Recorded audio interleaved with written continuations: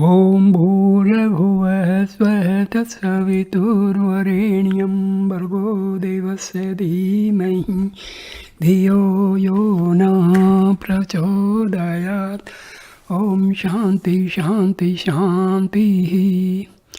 Namaste my dear friends. This is 16th video on Talks with Maharshi Ramana. I start this video with talk number 267. While speaking of the animal companions in the hall, Sri Bhagwan quoted a Tamil stanza by Avai. When the old lady was going along, she heard on one occasion someone praising Kambar. She replied with a stanza which means, each is great in its own way. What is Kambar's greatness when compared with a bird which builds its nest so fine, the worms which give lack, the honeybee which builds the comb, the ants which build cities, and the spider its web. Bhagwan then began to describe their activities. While living on the hill, he had seen a hut built of stones and mud and roofed with thatch. There was constant trouble with white ants. The roof was pulled down and the walls demolished to get rid of the mud which harbored the ants. Sri Bhagwan saw that the hollows protected by stones were made into towns. These were skirted by walls plastered black, and there were roads to neighboring cities which were also similarly skirted with black plastered walls. The roads were indicated by these walls. The interior of the town contained holes in which ants used to live. The whole wall was thus tenanted by white ants which ravaged the roofing materials above. Sri Bhagwan had also watched a spider making its web and described it. It is seen in one place, then in another place, again in a third place.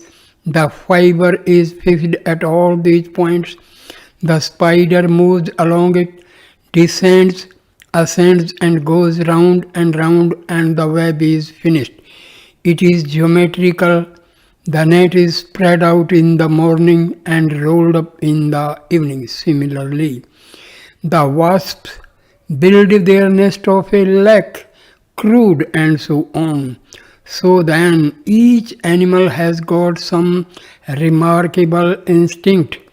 Kambar's learning is not to be wondered at because it is God's will as it is in the other cases. Talk number 268. Dr. Sayyid, what is salvation? What did Christ mean by it? This question was put by Dr. Sayyid. Maharshi replied, salvation for whom and from what? Devotee, salvation for the individual and from the sorrows and sufferings of the world.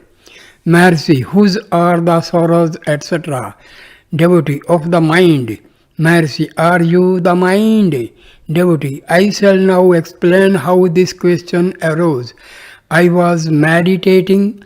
I began to reflect on the grace shown by Christ to some devotees who got salvation. I consider that Bhagwan is similar. Is not salvation the result of similar grace? That is what I mean by my question. Maharshi, yes, right. Devotee, the booklet, Who Am I, speaks of Savrupa Drishti, seeing the essence. Then there must be a seer and the seen. How can this be reconciled with the ultimate unity? Mercy, why do you ask for salvation, release from sorrow, etc.? He who asks for them sees them also. The fact is this: drishti, sight is consciousness. It forms the subject and object. Can there be drishti apart from the self? The self is all drishti, etc. Devotee, how to discern the ego from the perfect I. Mercy, that which rises and falls is the transient I. That which has neither origin nor end is the permanent I consciousness. Devotee, will continuous thought on the self make the mind more and more refined so that it will not think of anything but the highest. Mercy. There is the peaceful mind which is the supreme. When the same becomes restless, it is afflicted by thoughts. Mind is only the dynamic power, Shakti of the self. Devotee, are the seeds material and different from the self? Maharshi, there is no difference between matter and spirit. Modern science admits that all matter is energy. Energy is power or force, Shakti. Therefore, all are resolved in Shiva and Shakti, that is the self and the mind. The kosas are mere appearances. There is no reality in them as such.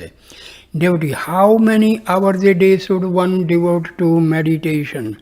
Mercy, your very nature is meditation. Devotee, it will be so when ripe, but not now. Maharshi, you become conscious of it later. That does not mean that your nature is now different from meditation. Devotee, what about practice? Maharshi, meditation must always be practiced.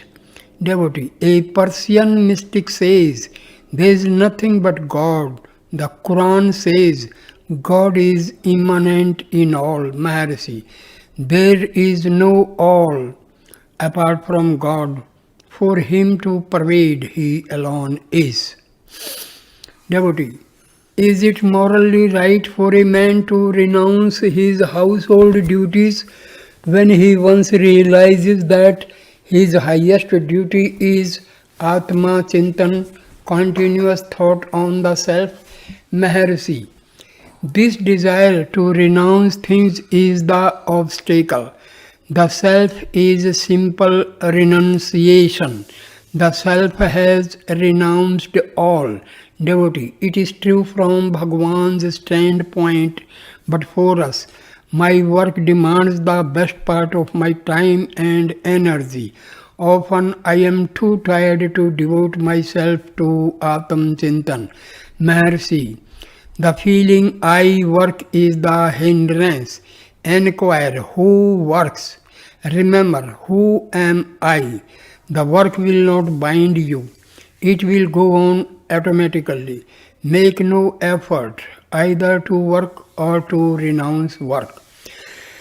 Your effort is the bondage. What is bound to happen will happen. If you are destined to cease working, work cannot be had even if you hunt for it. If you are destined to work, you cannot leave it. You will be forced to engage in it. So leave it to the higher power. You cannot renounce or hold as you choose. Talk 269. Devotee, how is all immanent God said to reside in Daharakshasa, ether of the heart? Daharaksa. Maharshi, do we not reside in one place? Do you not say that you are in your body? Similarly, God is said to reside in Harit Pundrika, the lotus, heart lotus. The heart lotus is not a place.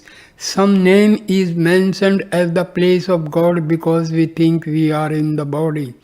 This kind of instruction is meant for those who can appreciate only relative knowledge. Being immanent everywhere, there is no particular place for God. Because we think we are in the body, we also believe that we are born. However, we do not think of the body of God or of method of realization in our deep slumber. Yet, in our waking state, we hold on to the body and think we are in it. The Supreme Being is that from which the body is born, in which it lives and into which it resolves. We, however, think that we reside within the body. Hence, such instruction is given. The instruction means look within. Talk number 270. Mr. G.V. Subbaramaya, a lecturer in English in Nellore, asked, Brahma is the one by whom all this is pervaded. Yana sarvam idam thatam. But then how does Sri Krishna specify the Vibhutis in chapter 10 of Bhagavad Gita? Maharshi. The specifications are in reply to a definite question by Arjuna, who required to know the Lord's Vibhutis for convenience of worship, upasana, sokaryam. The fact is that God is all, there is nothing apart from Him, devotee. The individual is said to give up decayed bodies, Jirni Sarirani, and to take up new ones, Navani. Would this statement apply to infant death also, Maharshi? You do not know in the first place what is Jirnani and what is Navani. Secondly, Jirana and Nava are relative terms. What is old to a king may be new to a beggar. The truth is that the individuality signifies the state of embodiment till the time of liberation. Talk number 271, Dr. Sayyad. How is grace to be obtained? Maharshi. Similar to obtaining the self. Devotee. Practically, how is it to be for us? Mercy. By self-surrender. Devotee, grace was said to be the self.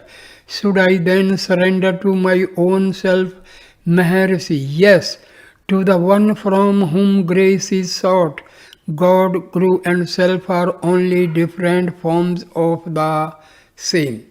Devotee, please explain so that I may understand. Maharshi, so long as you think you are the individual, you believe in God. On worshipping God, God appears to you as Guru. On serving Guru, He manifests as the Self. This is the rational.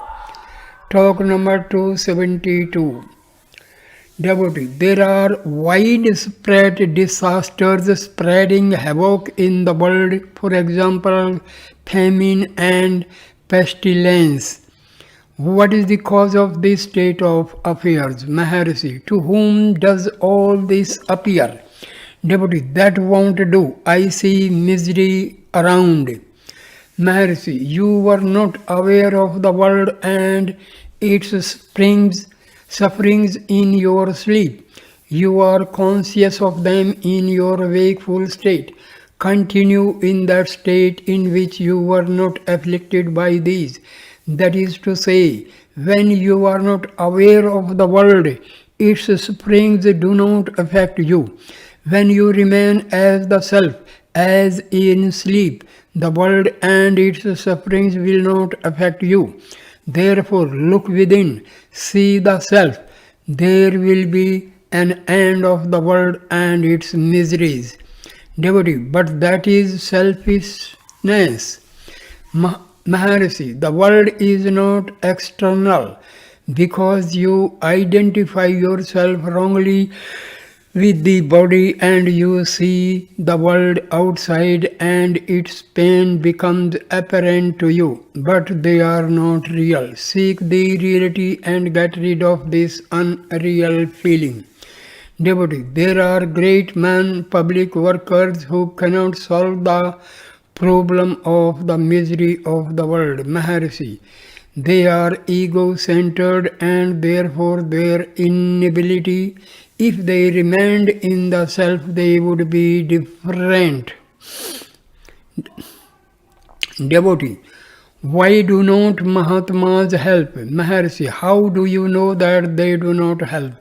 Public speeches, physical activity, and material help are all outweighed by the silence of Mahatmas. They accomplish more than others. Devotee, what is to be done by us for ameliorating the condition of the world? Maharshi, if you remain free from pain, there will be no pain anywhere. The trouble now is due to your seeing the world externally and also thinking that there is pain there. But both the world and the pain are within you. If you look within, there will be no pain. Devotee, God is perfect. Why did He create the world imperfect? The work shares the nature of the author, but there it is not so. Maharshi, who is that? Raises the question. Devotee, I, the individual. Maharshi, are you apart from God that you ask this question? So long as you consider yourself the body, you see the world as external. The imperfections appear to you. God is perfection. His work also is perfection. But you see it is as imperfection. But you see it as imperfection because of your wrong identification. Devotee, why did the self manifest as this miserable world? Maharshi, in order that you might seek it, your eyes cannot see themselves. Place a mirror before them and they see themselves. Similarly, with the creation, see yourself first and then see the whole world as the self. Devotee, so it amounts to this, that I should always look within. Maharshi, yes. Devotee, should I not see the world at all? Maharshi, you are not instructed to shut your eyes from the world. You are only to see yourself first and then see the whole world as the self. If you consider yourself as the body, the world appears to be external. If you are the self, the world appears as Brahma. Talk number 273. Dr. Syed asked, I have been reading the 5 hymns. I find that the hymns are addressed to Arunachala by you. You are an Advaitin. How do you then address God as a separate being? Maharshi, the devotee, God and the hymns are all the self. Devotee, but you are addressing God, you are specifying this Arunachala hill as God. Maharshi, you can identify the self with the body. Should not the devotee identify the self with Arunachala? Devotee, if Arunachala be the self, why should it be specially picked out among so many other hills? God is everywhere. Why do you specify Him as Arunachala? Maharshi, what has attracted you from Allahabad to this place? What has attracted all these people around? Devotee, Sri Bhagwan, Maharshi, how was I attracted here? By Arunachala. The power cannot be denied. Again, Arunachala is within and not without. The self is Arunachala. Devotee, several terms are used in the holy books. Atma, Paramatman, Para, etc. What is the graduation? What is the gradation in them? Maharshi, they mean the same to the user of the words, but they are understood differently by persons according to their development. Devotee, but why do they use so many words to mean the same thing? Maharshi, it is according to circumstances, they all mean the self. Para means not relative or beyond the relative, that is to say, the absolute. Devotee, should I meditate on the right chest in order to meditate on the heart? Maharshi, the heart is not physical. Meditation should not be on the right or the left. Meditation should be on the self. Everyone knows I am. Who is the I? It will be neither within nor without, neither on the right nor on the left. I am, that's all. The heart is the center from which everything springs, because you see the world, the body, and so on. It is said that there is a center for these, which is called the heart. When you are in the heart is known to be neither the center nor the circumference. There is nothing else whose center could it be. Devotee, may I take it that the self and the non-self are like substance and its shadow? Maharshi, substance and shadow are for the one who sees only the shadow and mistakes it for the substance and sees its shadow also. But there is neither substance nor shadow for the one who is aware only of the reality. Devotee, Buddha, when asked if there is the ego, was silent. When asked if there is no ego, he was silent. Asked if there is God, he was silent. Asked if there is no God, he was silent. Silence was his answer for all these. Mahayana and Hinayana schools have both misinterpreted his silence because they say that he was an atheist. If he was an atheist, why should he have spoken of nirvana, of birth and death, of karma, reincarnations and dharma? His interpreters are wrong, is it not so? Maharshi, you are right. 27th October 1936, talk number 274. The Muslim professor asked how Vaishnavism can be reconciled to Advaitism. Maharshi, the Vaishnavites call themselves Visishta Advaitins. This is also Advaita. Just as the individual body comprises the soul, the ego and the gross body, so also God comprises Paramatma, the world and the individuals.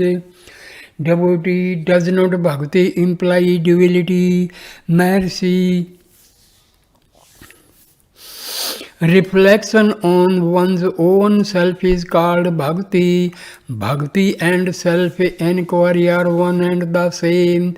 The self of the Advaitins is the God of the Bhaktas. Devotee, is there a spiritual hierarchy of all the original propounders of religions watching the spiritual welfare of the humans? Maharshi, let them be or let them not be. It is only a surmise at the best. Atma is pratyaksha, self-evident, know it and be done with speculation. One may admit such a hierarchy, another may not, but no one can gainsay the Atma. Devotee, what does Sri Bhagavan think of pravrti and nivarti margas? Maharshi, yes, both are mentioned. What of that? Devotee, which is the better of the two? Maharshi, if you see the self pure and simple, it is nivarti. If you see the self with the world, it is pravrti. In other words, inward tuned mind, antarmukh manas is nivarti. Outward going mind, bahirmukh manas is pravirti. Anyway, there is nothing apart from the self, both are the same. Similarly, also with the spiritual hierarchy, they cannot exist apart from the self, they are only in the self and remain as the self. Realization of the self is the one goal of all. 5th November 1936, talk number 275. In the course of conversation, someone referred to the fact that when Mr. Brunton and a lady were walking home in the night, they saw a bright glow on half of the hill, moving slowly and gently from north to south. Sri Bhagavan replied, "This hill is said to be wisdom in visible shape." Devotee, how is it visible to the physical eye? Maharshi Sambandar had sung, "The one who fascinated my heart, or the captivator of my heart. I sing of him in my mind. The heart is captivated. Consequently, the mind must have sunk into the heart, and yet there is the remembrance which enables the saint to sing of God later." Then the experience of a young disciple was mentioned. The young man, educated and in good circumstances, in good health and sober mind, was once facing Sri Bhagwan's picture in his home and meditating on the figure. The figure suddenly appeared, animated with life, which threw the young man into a spasm of fear. He called out for his mother. His mother came and asked him what the matter was. He was surrounded by his relatives who were perplexed by his appearance. He was aware of their presence, but was still overpowered by a mysterious force which he tried to resist. He became unconscious for a short time. Fear seized him as he regained consciousness. The people became anxious and tried to bring him round with medicines. When later he came to Tiruvannamalai, he had some foreboding of similar experience. The proximity of Sri Bhagwan prevented any untoward happening, but whenever he wandered away from the hall, he found the force almost irresistible and himself in the grip of fear. Sri Bhagwan said, "Is it so? No one told me this before." A devotee asked if it was not Shaktipata, descent of divine power. Maharshi, yes, it is. A madman clings to sanskaras, whereas a jnani does not. That is the only difference between the two.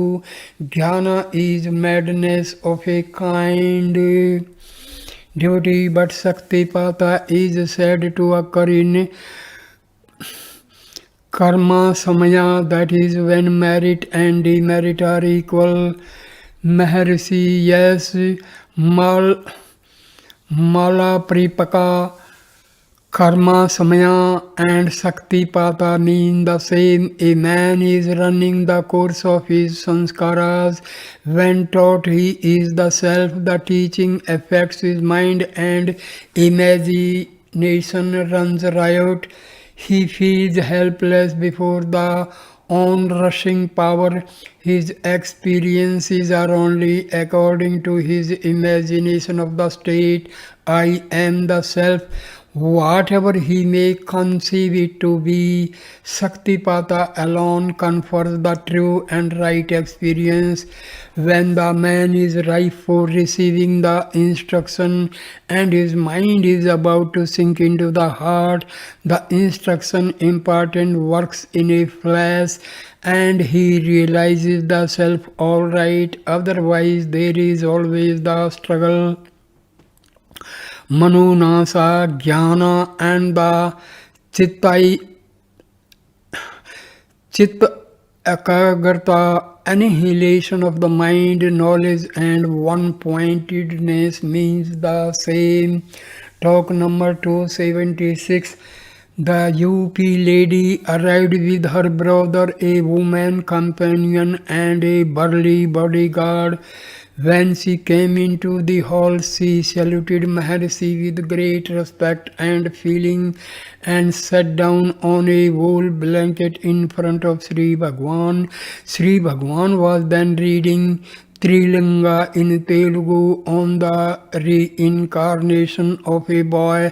The boy is now 13 years old and reading in the government high school in a village near Lucknow.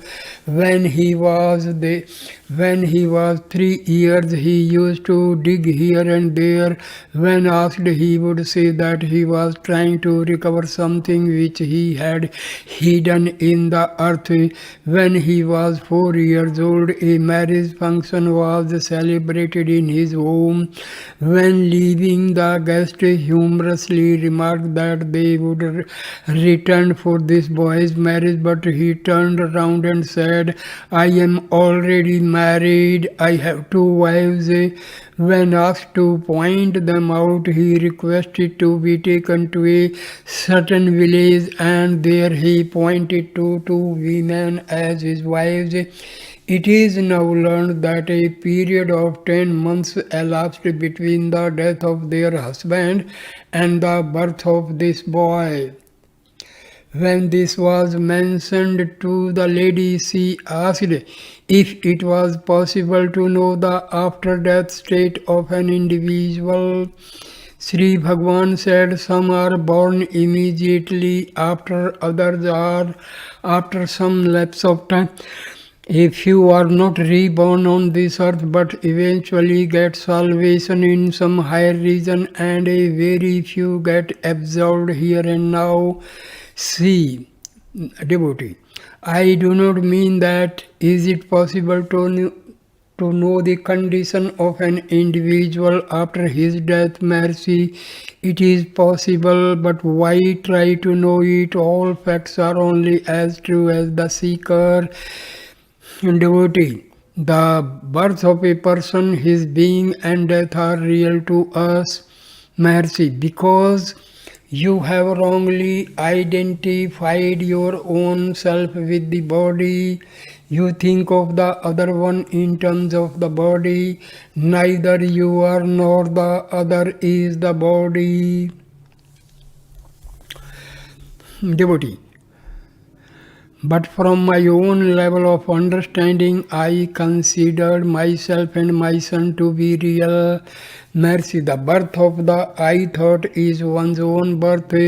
Its death is the person's death. After the I thought has arisen, the wrong identity with the body arises. Thinking yourself the body, you give false values to others and identify them with the bodies, just as your body has been born, grows and will perish, so also you think the other was born, grew up and died. Did you think of your son before his birth? The thought came after his birth and persist even after his death. Inasmuch as you are thinking of him, he is your son. Where has he gone? He has gone to the source from which he sprang. He is one with you. So long as you are, he is here, there too. If you cease to identify yourself with the body, but see the real self, this confusion will vanish. You are eternal. The others also will similarly be found to be eternal. Until this truth is realized, there will always be this grief due to false values arising from wrong knowledge and wrong identity. Devotee, let me have true knowledge by Sri Bhagwan's grace, Maharshi. Get rid of the I thought. So long as I is alive, there is grief. When I ceases to exist, there is no grief. Consider the state of sleep. Devotee, yes, but when I take to the I thought, other thoughts arise and disturb me. Mercy, see whose thoughts they are. They will vanish. They have their root in the single I thought. Hold to it and they will disappear. Again, the master pointed to the story of Punya and Papa in Yoga Vasishtha, chapter 20, where Punya consoles Papa on the death of their parents and turns him to realizing the self.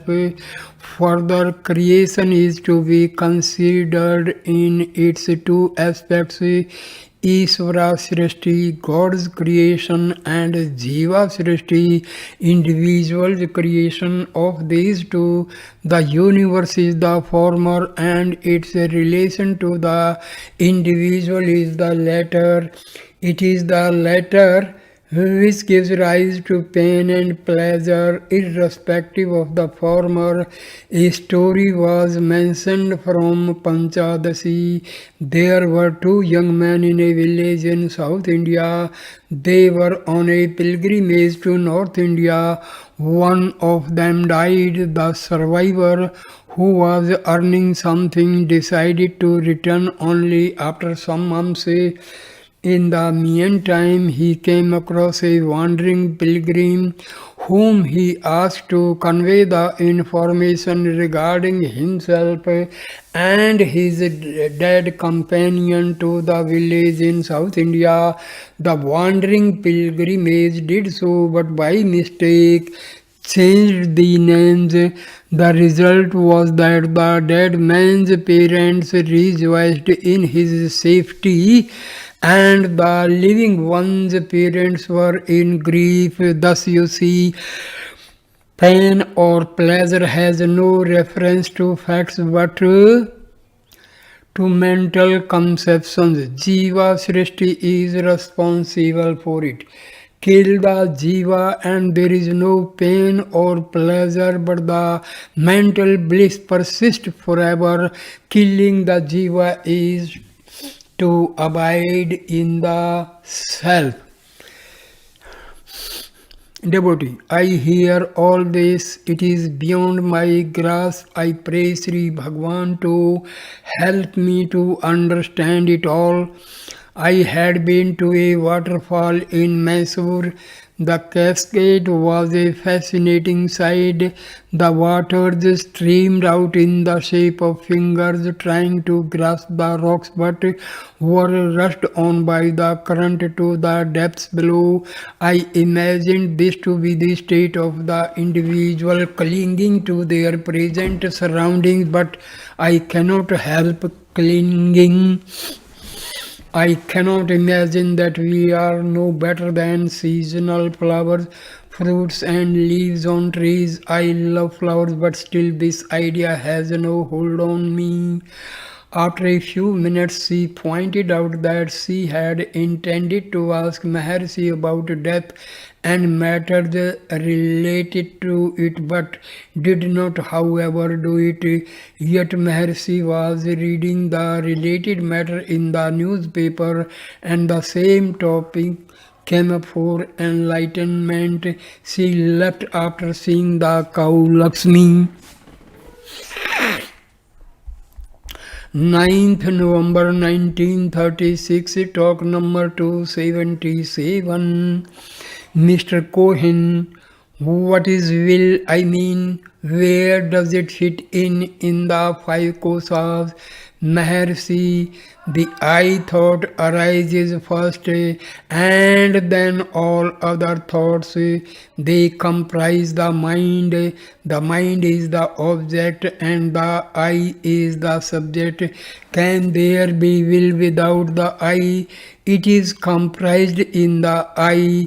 The I thought is the Vijnanamaya kosa, intellectual seat, will it included in it? Sri Bhagwan said further, Annamaya kosa is the gross body seat, the senses with the prana and the karmendriya form the pranamaya kosa, sense seat. The senses with the mind form the manomaya kosa, mind seat. They are the jnanendriyas. The mind is formed of the thoughts only. Idam, this is the object, and aham, I is the subject. The two together form the Vijnanamaya kosa, intellect seat. 10th November 1936, talk number 278. Mr. W. Uma Devi, a police lady converted to Hinduism, had travelled in Kashmir and brought views from Kashmir at which we were looking. Sri Bhagwan humorously remarked, we have seen those places without the trouble of travel. Devotee, I wish to go to Kailash. Maharshi, one can see these places only if destined, not otherwise. After seeing all, there will still remain more, if not in this hemisphere, maybe in the other. Knowledge implies ignorance of what lies beyond what is known. Knowledge is always limited. After some time, Sri Bhagwan continued, Appar was decrepit and old and yet began to travel to Kailash. Another old man appeared on the way and tried to dissuade him from the attempt, saying that it was so difficult to reach there. Appar was, however, obdurate and said that he would risk his life in the attempt. The stranger asked him to dip himself in a tank close by. Appar did so and found Kailash then and there. Where did all this happen? In Tiruvayar, 9 miles from Tanjore. Where is Kailash then? Is it within the mind or outside it? If Tiruvayar be truly Kailash, it must appear to others as well. But Appar alone found it so. Similarly, it is said of other places of pilgrimage in the south that they are the abodes of Shiva, and the devotees found them so. This was true from their standpoint. Everything is within, there is nothing without. Talk 279. Devotee, how long does it take a man to be reborn after death? Is it immediately after death or sometime after? Maharshi, you do not know what you were before birth, yet you want to know what you will be after death. Do you know what you are now? Birth and rebirth pertain to the body. You are identifying the self with the body. It is a wrong identification. You believe that the body has been born and will die and confound the phenomena relating to the one with the other. Know your real being, and these questions will not arise. Birth and rebirth are mentioned only to make you investigate the question and find out that there are neither births nor rebirths. They relate to the body and not to the self. Know the self and be not perturbed by doubts. Talk number 280. Deputy, can you help me to get rid of Maya? Maharshi, what is Maya? Devotee, attachment to the world. Maharshi, was the world in your deep sleep? Was there attachment to it? Devotee, there was not. Maharshi, were you there or not? Devotee, maybe. Then do you deny having existed in sleep? Devotee, I do not.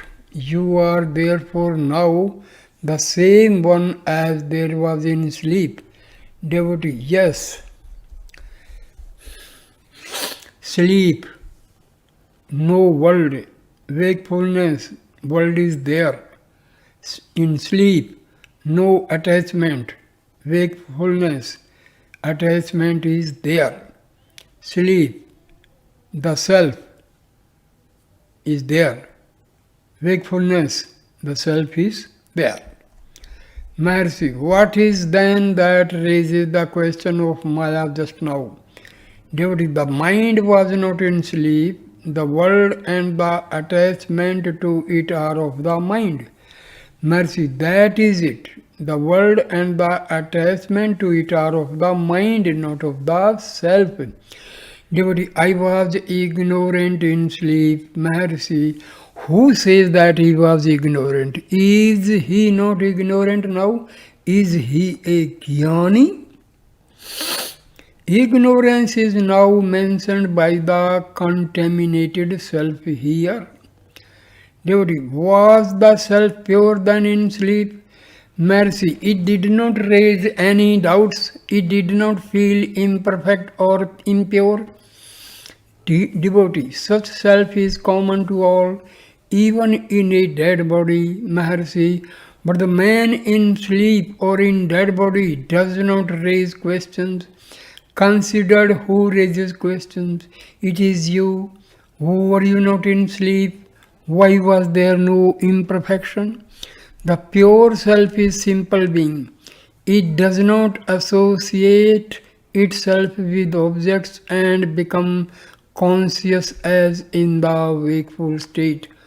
What you know now call consciousness in the present state is associated consciousness requiring brain, mind, body, etc. to depend upon. But in sleep, consciousness persisted without these.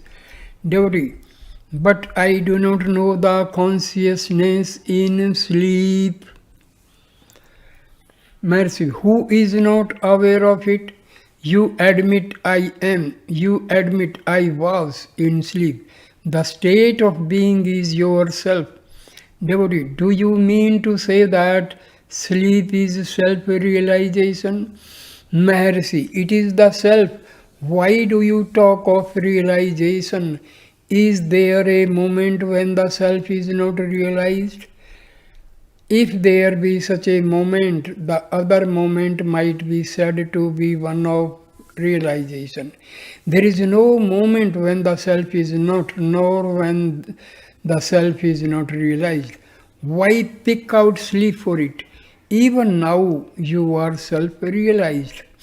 Devotee, but I do not understand, Maharshi, because you are identifying the self with the body. Give up the wrong identity and the self is revealed. Devotee, but this does not answer my question to help me to get rid of Maya, that is attachment, Maharshi. This attachment is not found in sleep. It is perceived and felt now. It is not your real nature. On whom is this accretion? If the real nature is known, these exist not. If you realize the self, the possessions are not perceived. That is getting rid of Maya. Maya is not objective, that could be got rid of in any other way. Talk number 15th November 1936. Sparks from the anvil. Sparks from the anvil. Talk number 281. A certain man who claims to have been Sri Maharshi's condemned disciple condemned disciple has filed a suit in the court praying for a declaration that he is the legitimate Sarvadhikari of the ashramam.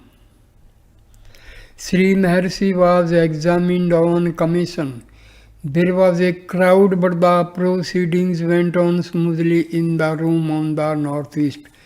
The following are a few tidbits therefrom. Sri Bhagwan's answers were quite spontaneous and smooth. Question: to which ashramam does Sri Bhagwan belong? Maharshi: Atyashramam, beyond the 4 stages. Question: what is it? Maharshi: it is beyond the 4 commonly known ashramas. Question: is it Shastraic? Maharshi: yes, it is mentioned in the Shastras. Question: are there others of the same type besides yourself? Maharshi: there may be.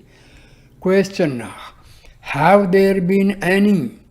Maharshi: Sukha, Risbha, Jadbharta and others. Question: you left home at an early age because you had no attachment for home and property. But here there is property in the ashramam. How is it?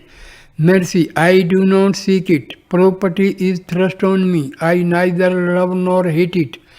Question: are they given to you? Maharshi: they are given to the Swami, whoever he may be. But the body is considered the Swami in the world. That body is this. It reduces itself to myself. Question: in that case the attachment to property is now renewed, is it so? Maharshi: I do not hate it, that's all I said. Question: in practical life it amounts to what I say. Maharshi: just as we live and move in practical matters. Question: do you give Upadesh? Have you ever done it? Maharshi: visitors ask questions, I answer them as well as I know. It is for them to treat my words as they please. Question: is it Upadesh? Maharshi: how shall I say how others take it? Question: have you disciples? Maharshi: I do not give Upadesh in the ceremonial manner. For instance, keeping a kumbha, making puja to it and whispering to the person. The person may call himself my disciple or devotee. I do not consider anyone to be my disciple. I have never sought Upadesh from anyone, nor do I give ceremonial Upadesh. If the people call themselves my disciples, I do not approve or disapprove. In my view, all are alike. They consider themselves fit for being called disciples. What can I say to them? I do not call myself a disciple or a guru. Question: how did you approve the building of Sakandashramam on the hill, which was temple land, without previously obtaining permission from the authorities? Maharshi: guided by the same power which made me come here and reside on the hill. Question. When you threw away your cash, etc., within an hour after your arrival in this place, you did so because you did not desire possessions. You never touched money. There were no possessions for several years after your arrival here. How is it that donations are now accepted by the ashramam? Mercy. This practice grew up at a later stage because a few associations began to use my name to collect funds. I did not approve of their action nor check them. So it is going on. One man leaves, another steps in, but the process goes on. I do not desire that contributions should be accepted, but people do not heed that advice. I do not desire to give ineffective advice. I do not therefore check them. Since money comes in, property grows spontaneously. Question. Why do you not sign your name? Mercy. The author of the self-realization has furnished his answer for this question. Moreover, by what name am I to be known? I myself do not know. People have given me several names from time to time since my arrival here. If I should sign by one name, all would not understand it. So I used to say to the people seeking autographs that even if they should show my signature, people in general would not believe it to be true. Question. You do not touch money nor other offerings, I trust. Mercy. People sometimes place fruits in my hands. I touch them. Question. If you receive one kind of offering, why should you not receive money also? Maharshi, I cannot eat money. What shall I do with it? Why should I take that which I do not know what to do? Question. Why do visitors stop at the ashramam? Maharshi, they must know why. You have no objection to anyone coming and staying here, I suppose. Maharshi, no. Question. You have similarly no objection to any length of their stay. Maharshi, no. If I do not find it agreeable, I will go away, that's all. A loyal devotee asked Sri Bhagwan if the previous day's examination by commission caused much strain. Mercy, I did not use my mind, so there was no strain. Let them examine me for 1,000 days, I don't mind. 16th November 1936, talk number 282. Devotee, does the tantric sadhana bring about self-realization? Maharshi, yes. Devotee, which worship in tantra is the best? Maharshi, it depends on temperament.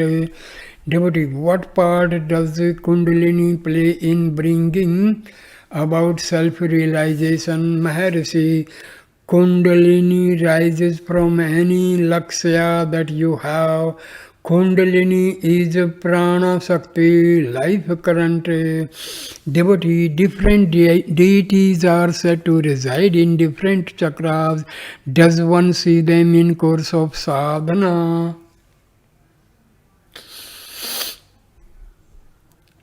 Maharshi, they can be seen if desired. Devotee, does the path to self-realization go through samadhi? Mercy, they are synonymous. Devotee, it is said that the Guru can make his disciple realize the self by transmitting some of his own power to him. Is it true? Maharshi, yes, the Guru does not bring about self-realization. He simply removes the obstacles to it. The self is always realized. Devotee, is there absolute necessity of a Guru full self-realization, mercy. So long as you seek self-realization, the Guru is necessary.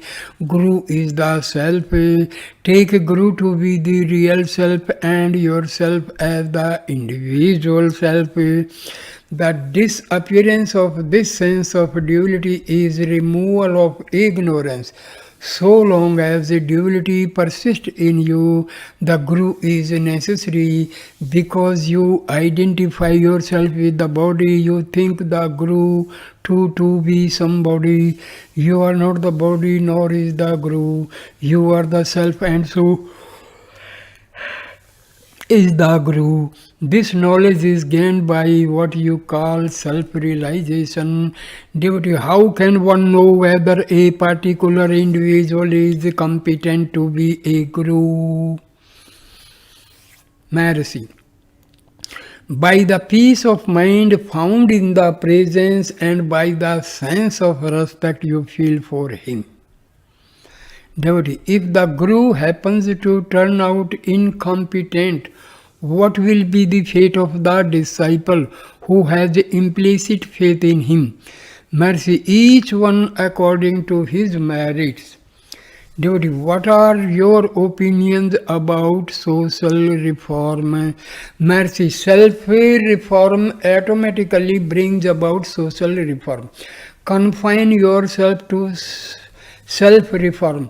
Social reform will take care of itself. Devotee, what is your opinion about Gandhiji's Harijan movement? Maharshi asked him, Devotee, is it necessary to take bath if we touch dead bodies?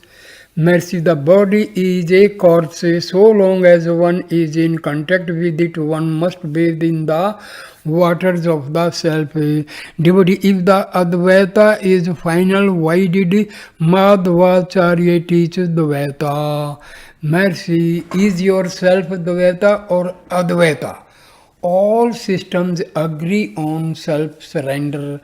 Attain it first, then there will be time to judge whose view is right or otherwise.